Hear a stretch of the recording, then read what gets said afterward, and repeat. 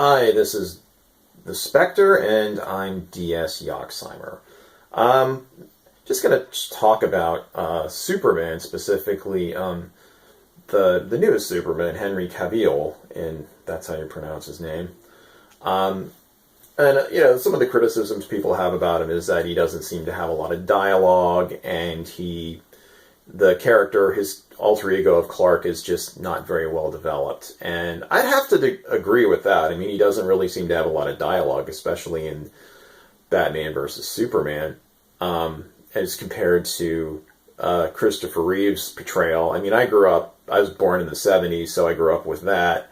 And, I mean, there's a lot of dialogue in that movie. There's a lot of development between Clark and Lois before, you know, before Superman makes an appearance in the movie, and then starts interacting with Superman.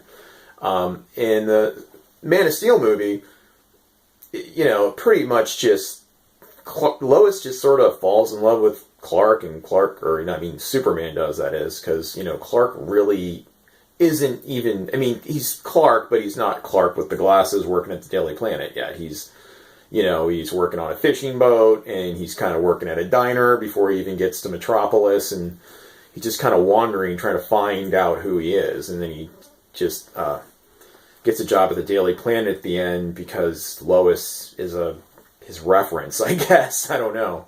As a professional reference, even though he didn't go to journalism school or anything. It's like the show Supergirl. I mean, I don't even know if she went to journalism school. She just kind of works at Catco. But anyway, and keeping in mind it's a fictional world and you can't take it too seriously. He really doesn't. I mean, even compared to Brandon Routh's Superman from Superman Returns,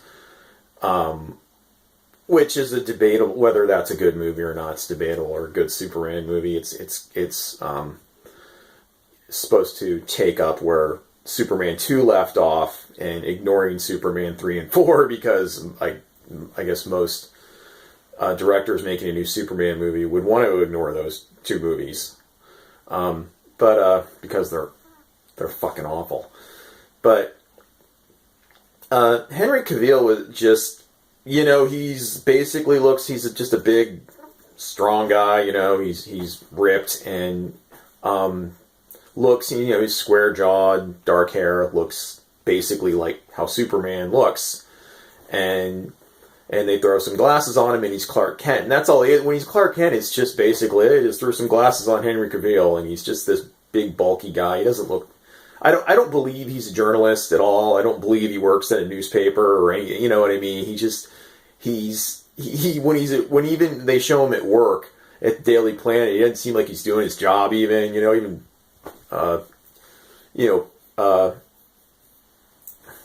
Mr. Perry's getting on. What's his name? Mr. Perry White. Yeah, Perry White's getting on his ass. He's constantly criticizing him. He's not doing his job. He's not writing the stories that he's assigned to do in the scenes that he is with him. So he's just like, it's kind of like he's just like, whatever, man. I got this job. I don't have a degree in journalism, and I'm just like, pissing in my boss's face all the time. Doing stories on the Batman when he's telling him to do some sports stories or whatever. So yeah, there was that, which, of course, it's just part of the movie and everything. So yeah, it's not like you can take it realistically. Batman versus Superman is a Godzilla movie. It's like, Godzilla versus Mothra or, Mechagodzilla. It's not, the fight scene when Batman and Superman, that showdown is what looks like a Godzilla movie, when he's like swinging Superman around in the cable, and after he exposed him to kryptonite with those kryptonite gas canisters, and then he had that kryptonite spear, and he's wearing the exosuit that augments his strength, like in the Dark Knight Returns comic. He's just, it's crazy, it's totally over the top, and that's great. That was what the whole movie was set up to do. That's really, that they could have just, if that was just the whole movie, if they just, when they released it, just released that, it's, what is it, like a 10, 12 minute sequence, just release that would have been great. I could have done without the rest of that film, honestly. It was not to say that it was all terrible, but it was kind of like, there was some other cool shit in it, but that's really what the movie was about. But anyway, in the upcoming movies, I mean, there's a new Justice League movie. It doesn't have Superman in it, apparently. He might show up at the end. He'll probably come back to life, maybe wearing the black suit. But I just don't, I mean, he's okay. He looks like Superman. The effects in the movie are cool.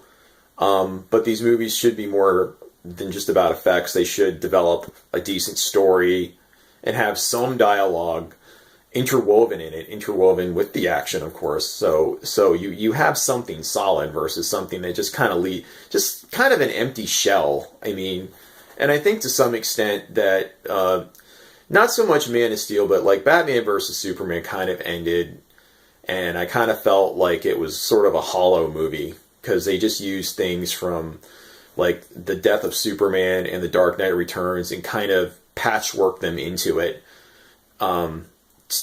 Because they're common, they're the most popular comic book stories and the most well known, and people are going to be familiar with them. And that's my take on it. This has been The Spectre, and I'm DS Yoxheimer.